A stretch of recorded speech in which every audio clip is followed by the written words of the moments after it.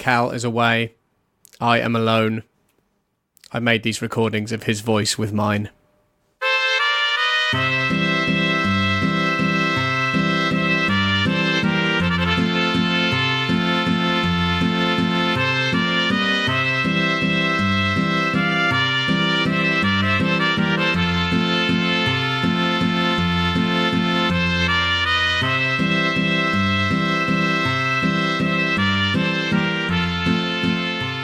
Hello and welcome back to the Space Jam Continuum, the show where we try to make a cohesive cinematic universe out of something that was never meant to be one. I'm Chris McLennan. I'm Carl Noble. You're not here. I'm not here. I mean, you are now, but you won't be when this goes happens. I'll be somewhere else. You'd be in the sea. I hope everyone can hear me as well when I'm somewhere else. I've put measures in place to ensure that they will be able to hear you just as well as normal. That's all right then. Is it because you're recording this now? Yes. Good. Yeah, okay, they're the measures I've put in place. It's some good measures, man. Yeah, I mean, I thought it was prudent to record you before you left. Yeah, because, I mean, not everyone knows this, but every time you listen to a podcast, you actually it sends a little beeper out to us and we have to do it live every time. Yeah, every second. We've got pages. It's really difficult when one person's listening to it and 5 minutes later somebody else starts wanting to listen to it and we have to double everything up. It's problematic. Sometimes we've just got to record on like a phone, and we've got to do that thing where you flip one phone over and just record your voice on the end of a phone, and I'll be right there, sort of talking into another one and recording it. It's just very complicated. It annoys people we're with as well. Largely. It's like, sorry, I'm busy. Sorry, I've got to now watch cartoons and talk. Everyone thinks we're superheroes. Like, they think, oh God, they're never around. They're always just jetting off at a moment's notice. And they can never come up with a proper excuse. They just say, I'm sorry, I've got to go and watch cartoons. Got to go watch cartoons and talk about the same thing I talked about 10 minutes ago. I mean, it happened to us about an hour ago. It did. And we watched a lot of cartoons, and we really cemented some conclusions about the cloning situation instigated by Cinecolor in the late 1940s. We did. And it was really quite insightful. We came up with an interesting theory that we need more evidence to, say, yep, that is the way it happens. But, I mean, there's a lot of evidence to it already. It's really come together really fast for something you just said. I know. So we'll roll with that.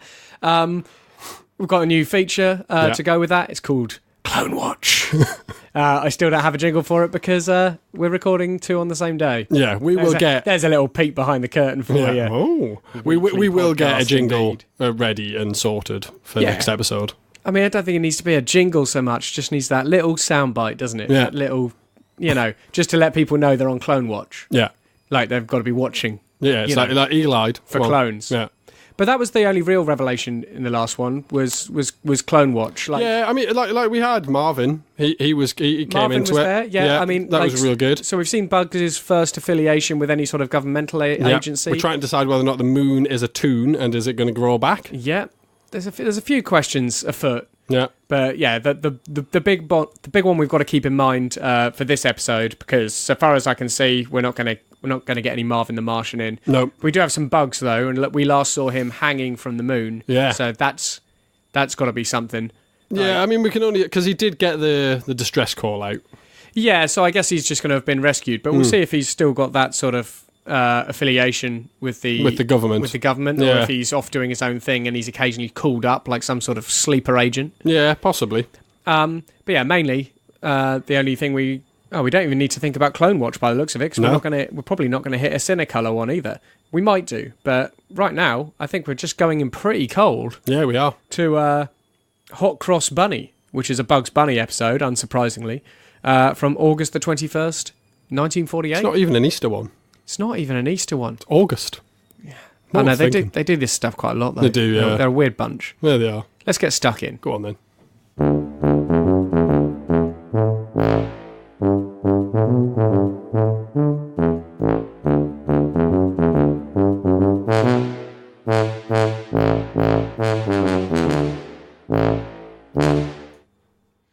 Sort of irritatingly isolated episode. Yeah. There wasn't much to go on there. I mean, it's getting quite difficult at this stage when there's only one character really in an episode. Yeah.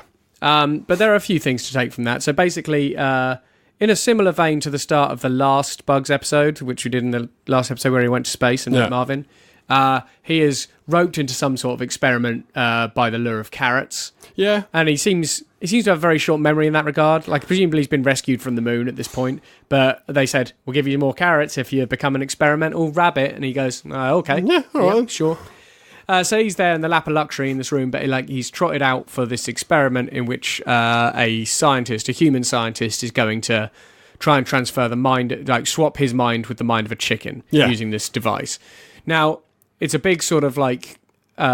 huge auditorium. Huge auditorium, massive audience of other scientists, all human. Yeah. And I think it's interesting at this point that I'm wondering if they were right to demarcate when possibly. I mean, look what they're doing. Because there's so many humans now. Yeah, like they're everywhere. Yeah, breed like rabbits, don't they? They breed like rabbits. But B, like scientifically, they're getting a bit aggressive. Aggressive, really aggressive. It's a bit nuts. But they seem to have worked out how to tap into, what toons want. Which is basically to be entertaining, and in Bugs' case, carrots. Yeah. Because they don't seem to have any trouble luring even bugs into these sort of experimental probes. Yeah, I mean, because the thing is, we've seen, like, toon scientists, like non-human toon scientists, and they've never really kind of crossed the line into flat-out sentient experimentation to that sort of level. Whereas we've had humans, and they're doing a human a lot. employ Bugs Bunny pre-demarcation. Yeah. I should probably say, very early on in the first season, we realised that there was a demarcation line between human settlements and toon settlements. Yeah. That has since been lifted, and toons and humans have, for a while, sort of got on fine. Yeah, starting to coexist again. But it's getting a bit out of hand again, I think. Yeah. But early on, before the demarcation, Bugs had a run-in that we think was the catalyst for the demarcation, which is when his employer at the department store decided to have him stuffed for an exhibition. Yeah, that was a weird one. And now, scientists are doing this sort of lark. And I'm wondering if it's because we haven't seen very many humans with toon powers, right? No. We've seen a couple, but they tend to be absolutely insane. Yeah. And I think, for the most part, it doesn't really happen to humans. Okay. And this is why they have to go along these scientific pursuits. It would explain why the scientist that Bugs travelled back in time to stop creating the super serum was trying to create the super serum. Like, they're trying to match their animal toon counterparts. Because once humans sort of started trying to use animals for various things, they all got stressed out and gained powers. And the humans, I think, are trying to bring themselves up on a level where they can compete. Yeah, what I did find interesting in that is he was trying to swap the brains of a non-sentient chicken with a sentient rabbit.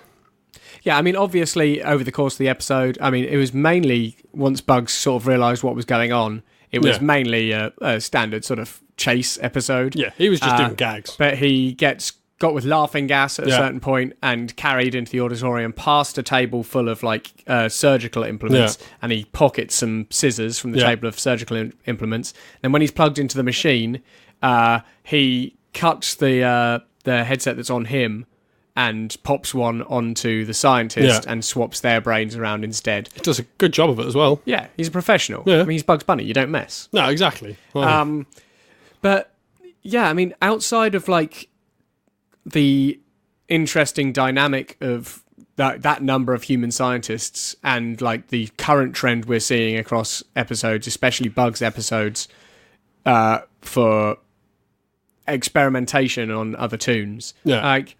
I don't know there's much to take from that one. Not really, cause, like I say, because it was an isolated episode. It was one character. They never left the building.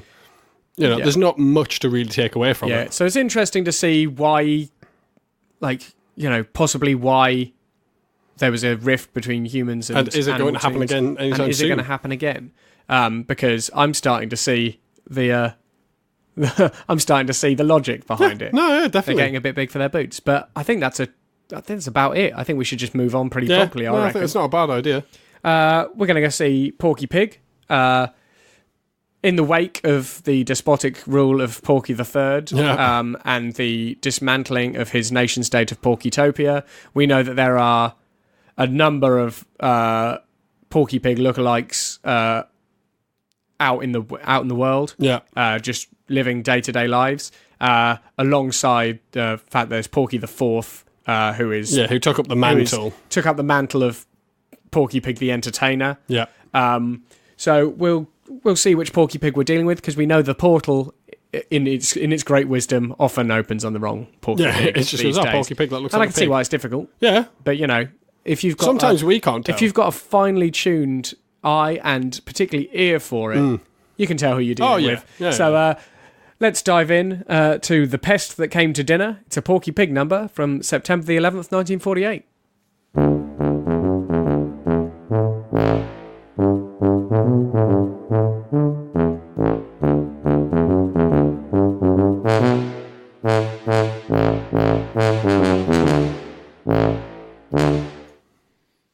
Well, it's nice to know that at least one Porky lookalike, a relic of a bygone era, has found his place. And he has as well. In the world. He seems, hopefully, that he's going to do quite well for himself. Well, it's because at the start he looks real sick, haggard. Old. It's just like haggard, Yeah, it's taking its toll on him. Yeah, and it would. Yeah. Like having to, be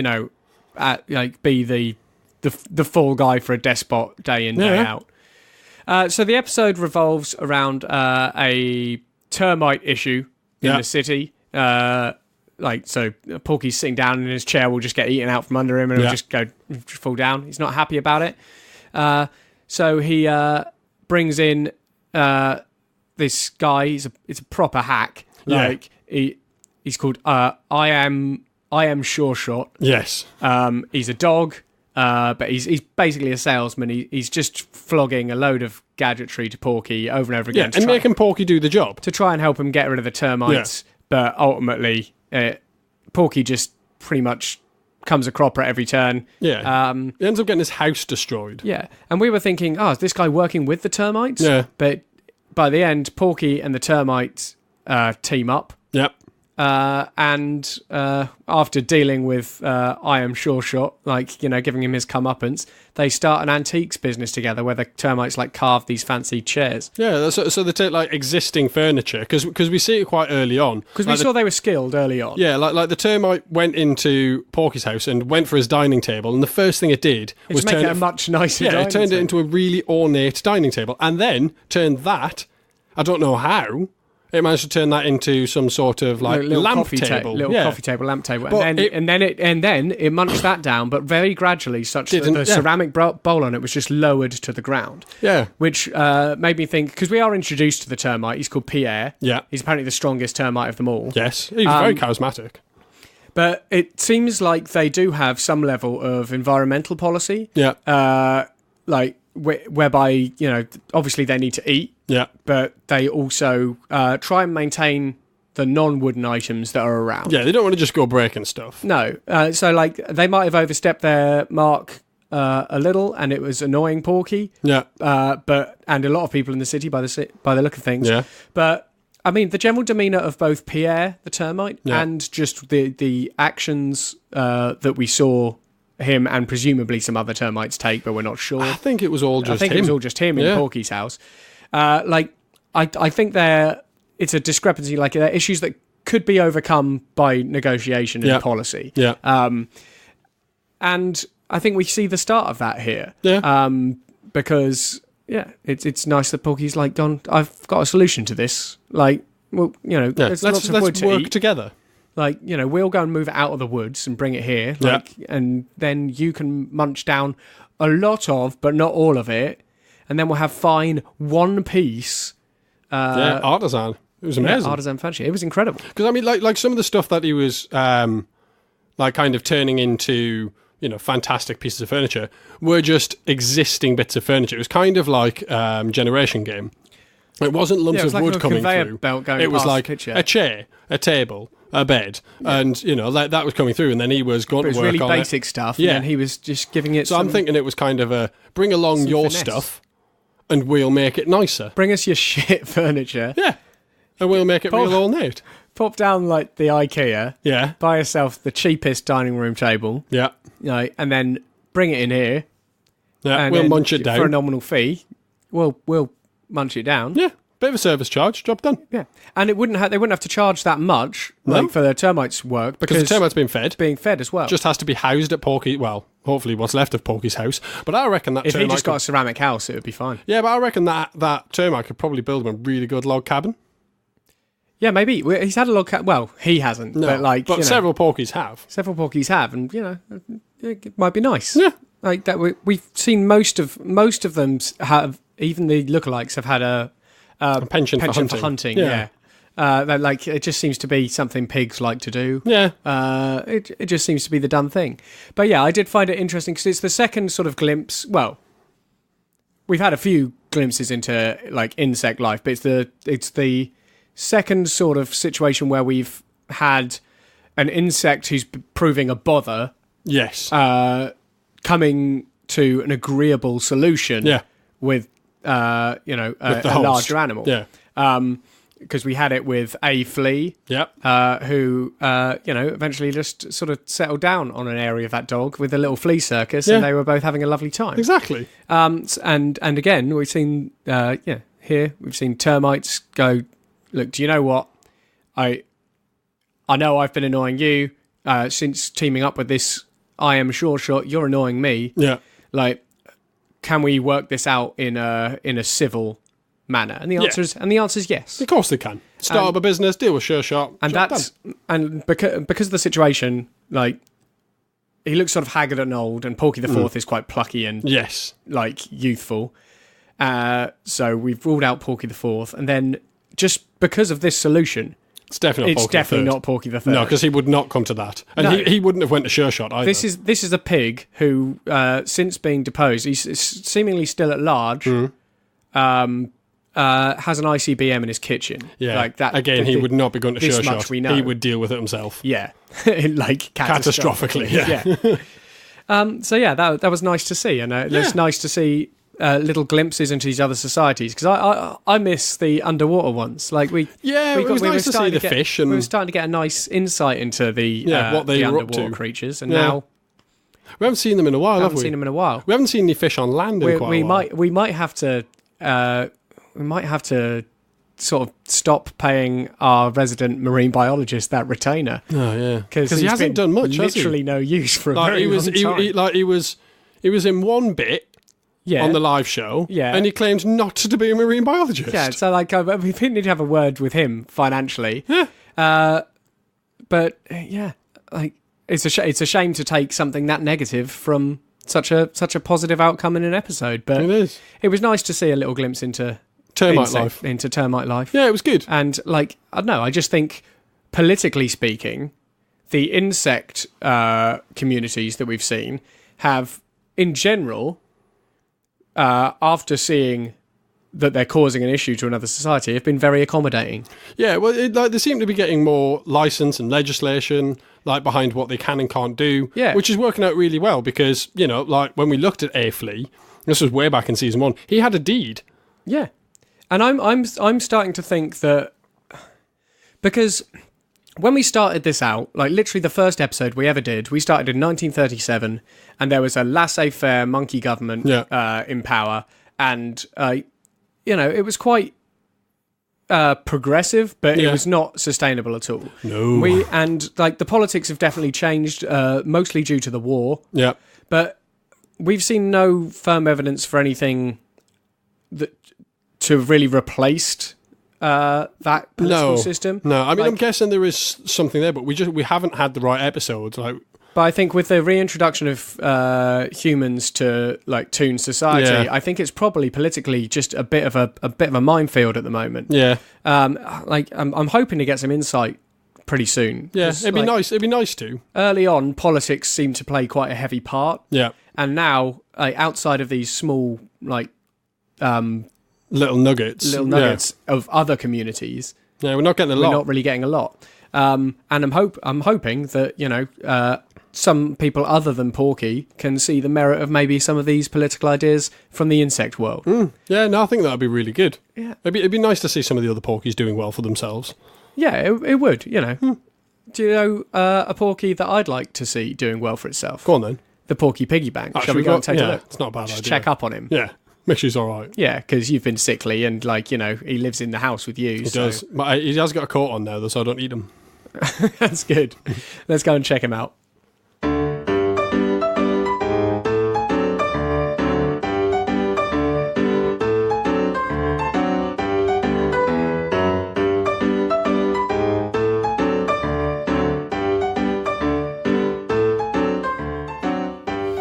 There he is, his little coat. Yeah, he's looking good. Yeah, he's looking good. He's looking healthy as well. He is looking healthy. I'm glad he hasn't got ill. Yeah.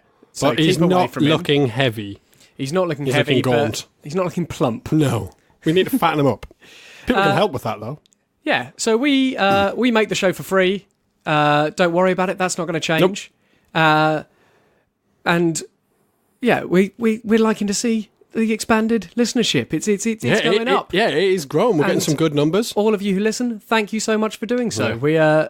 We really appreciate it. It's nice to know we're not alone in this very important quest. Yeah, I mean, like, we've discovered some fantastical things, some that some wouldn't believe, but the more people that are listening, the more people who believe it, and the more established it becomes as just the way it is. And then we might make that Warner Brothers dollar. Oh, it's coming. Yeah, it's coming. It's coming. But yeah, so thank you so much to anyone who's been spreading word of the show. There's a few little things you could do to help us out. Principally, if you listen on iTunes, please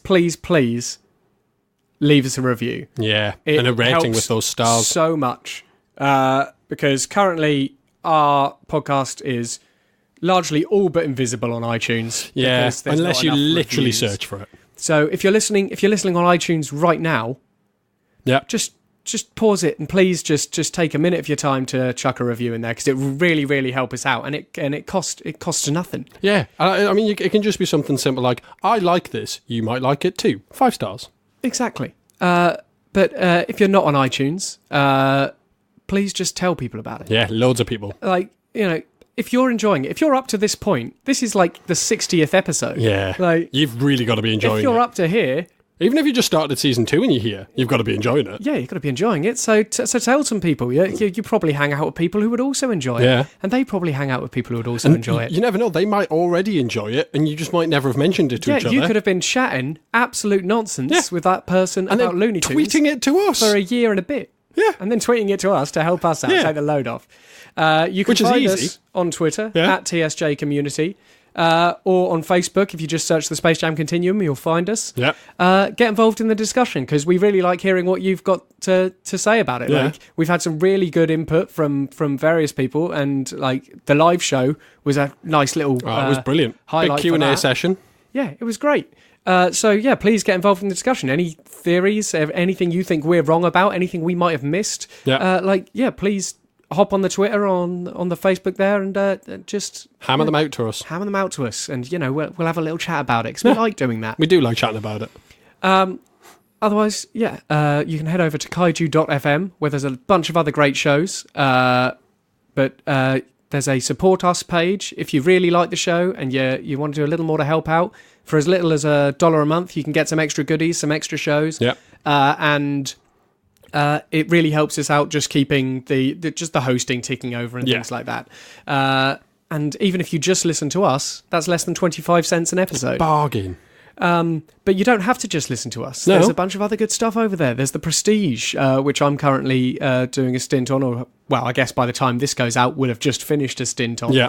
It's a movie podcast hosted by Rob and Sam, but I've been on there for the last month, so go and check that out. There's Lore Masters, which is great little nuggets of D&D wisdom. Yeah, they're really nice and short, aren't they? Real good. Yeah, like just a little nugget of inspiration for your campaign if you're that way inclined.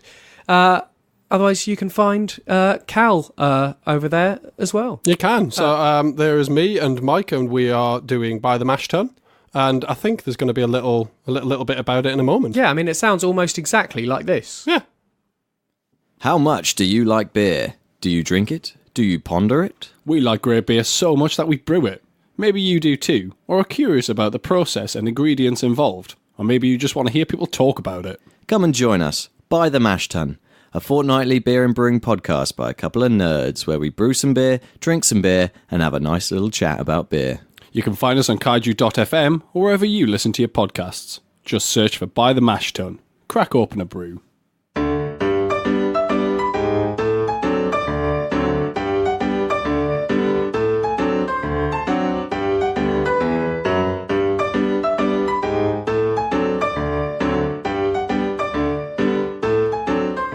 It is amazing to me how hard they're sticking to this hare pun thing on the Bugs Bunny. Yeah, they are really just keep going at it. Like, we've watched over 10 years worth of cartoons now, and they're still all hare something. Yeah, I mean, like, occasionally it's something bunny, like, Hot Cross Bunny. Yeah, Hot Cross Bunny. So many of them. I would say 80% probably have hare in the title. Mention them as a hare. Like, I've just got to work, like, I'm adding that to the list of things we need to keep in the back of our minds. Like, what is the agenda there? Yeah, it does make me think this is our archive from our side of the portal. Yeah, like they should know. They should know. But I mean, the thing is, although is it people just having fun with code names? Yeah, I mean, what we need to remember is that these are the titles of the cartoons. Now we know they're not cartoons; they're glimpses into the life. So they're just trying to slap a name onto what they filmed. Yeah, but at that point, I wouldn't want to be putting anything that drew attention to it, even if it's like, would you not want to be putting a slight discrepancy in it. Yeah, but I mean, a lot of people, especially because they were aiming this at kids, don't really care. And a lot of the time, they don't even find out the title. I don't even know that they necessarily were aiming them at kids, though. No. Like, they were on, like, before movies. Yeah, that's true. Cinema, like... But if you didn't think it was real, would you care? Well... And that's, like, I don't think I would. If I didn't know this was actually real... Yeah, but at the start... I would be like, it's just a pun, innit? Yeah, but at the start of this whole process, we didn't know. Yeah, but it never bothered me until just thought we'd check it out. It never bothered me until now, though. You didn't know what it was called until now. Yeah, but I don't think it would have bothered me. I don't know, actually, I'm pretty pedantic. I was going to say, that was going to be my next point. It's like, yes, it would. Yeah. It would have bothered you immediately. Yeah, but the thing is, I don't think it would bother enough other people. If it bothers you, send us a tweet or get us on Facebook. Just like, if it really bugs you that it's, about a bunny and they keep referring to him as a hare, let us know. We'll do a sort of poll. Yeah, if it doesn't bug you, also let us know. So we can tally up. But in a detectable way. Yeah, exactly. Just say, no, I am fine with this. Or, yes, this bothers me.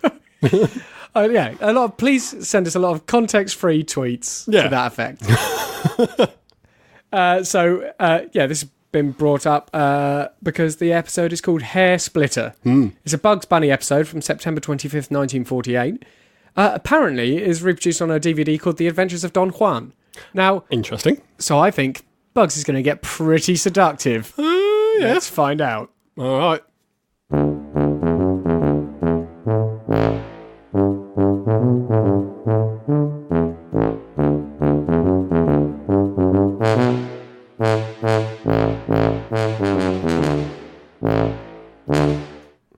Makes more sense now. I mean, little. Maybe. I mean, the main thing I've taken from that is that we finally have a way to distinguish between rabbits and hares on the screen. It's just, the hares are bigger, stockier. But I think the nose is what's doing it for me. That big, it's a big round nose. Yeah. Little. So, now we know for sure they're different in the tooniverse. Yeah. Different animals. And we know how to tell the difference. So that's good. That's only taking us a year and a quarter. Yeah, but it has only annoyed me more that they keep getting it wrong. Yeah, it hasn't explained... It's made me believe more that there's an agenda behind it. Yeah. Well, we'll have to find out what that is. It's not confusion. No. So the episode centres around Bugs and this hare are both in love with Daisy Lou, a rabbit who looks remarkably like Bugs with lipstick, and knowing full well of Bugs's just general any excuse goes. To dress up, with dressing up with a woman especially. Yeah. We knew pretty early that it was going to head that way. Oh, yeah. But basically, it's Bugs beats the hare to the house and there's a note saying she's out and she'll be back at a certain time. So he dresses up as Daisy Lou and basically tries to off the hare or make him feel unwanted. Yeah. Just try to get him to go away in general. Was his name Casper? Casper or Casbar? Yeah, I don't know whether it was just her accent. Yeah, he was doing like a voice and it was very difficult to tell. But so it's like, I'm going with Casper because Casbar doesn't sound like... Casper sounds like a name. Yeah, I mean, unless you want to rock the Casbah. Casper the hare. Yeah, I mean, that seems fair. But yeah, so it's him just trying to get rid of Casper. But in the end, he realises it's Bugs dressed up as a woman. Yeah. Bugs takes his leave for a moment to recuperate. At that point, Daisy Lou comes back. Yep. He thinks it's Bugs trying to fool him again, so he smashes a vase over her head, and then Bugs kindly provides a return vase to Daisy Lou, who just smashes him up. He runs off, and then Bugs and Daisy Lou get together in the end over an explosive carrot. They do. So she eats the explosive carrot, they kiss, and it explodes. Bam, and both of them, and they just assume it was the kiss that did it. Yeah. And, that's going to be Bugs' wife for the week. Yeah, so that's the broad shape of the episode. It's the first time I think we've seen a specific love interest for Bugs. Yeah. But we have heard him say that he has millions of kids. Yeah, and a wife. So, unless she's got real childbearing hips. Yeah, it's not all from her. I don't think it's all from Daisy Lou. No, I don't think so. So, yeah, he's found a wife for the week. We also know there's other love interests down the line. Yeah. So, but I don't know. Again, really isolated episode. Yeah, I mean, it was nice to see that, there was a hare in it. And, I mean, they lived right next door to each other as well, in the woods. Yeah, and it's interesting to see, they both have the same sort of elevator out of their sort of rabbit hole. Yeah.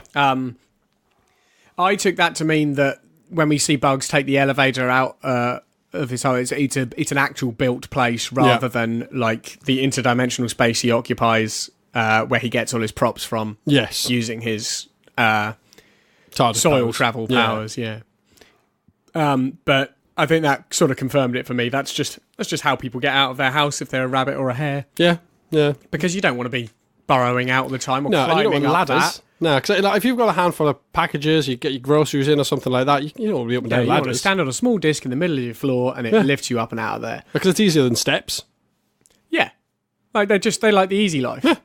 And I think it's probably something that's installed in quite a lot of places, much like the rabbit tracks, which we haven't seen in a while. No, we haven't actually.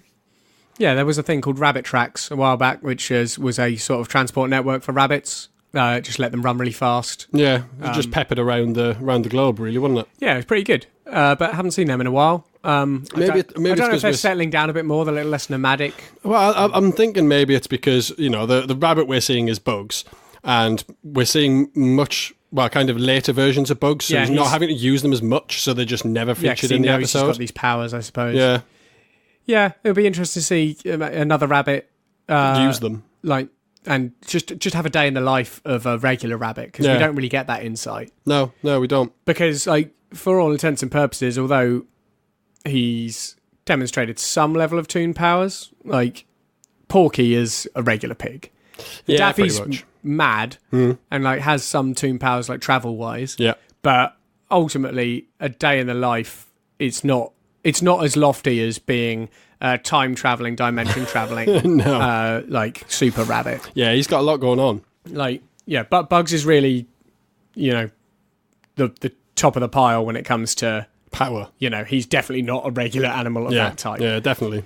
But yeah, again, I don't know, it's been a really odd episode this week because it's been oddly serious for a start. Right, there's been some light-hearted moments, but it's just kind of. It's felt pretty deadpan. I mean, I don't really mind that. I like getting into the politics of it. The nitty-gritty. But, I think it's because they've been quite isolated episodes. Yeah. And, the individual little things that happen in them haven't proven hugely relevant. It's normally just been the overarching premise of an episode that's given us something to talk about. So, yeah. Oddly brief one this week. Yeah, and just a short one. Oddly down the line, informative, education. Yeah. It's been educational. It's been some nuggets. But odd one. Hopefully next week. I mean, next week I know we start with a Cinecolor one, Yeah, so we can see the return of everyone's favourite feature, Clone Watch. It's going to be a good one. Yeah, but until then, bye? Bye? Yeah, bye.